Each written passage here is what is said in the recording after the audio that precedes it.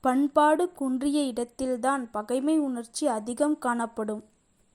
மலருக்கு மனம் எவ்வளவு முக்கியமோ அவ்வளவு முக்கியம் மனிதனுக்கு நல்ல குணம். நீங்கள் உடலில் அணியும் உடையைவிட மேலானது உங்கள் முகத்தில் காணும் மலர்ச்சி. தீய மனிதர்கள் பயத்துக்கு கீழ்ப்படுகிறார்கள், நல்ல மனிதர்கள் அன்புக்கு கீழ்ப்படுகிறார்கள். சோம்பேறித்தனமாக இருப்பது தற்கொலைக்குச் சமம்.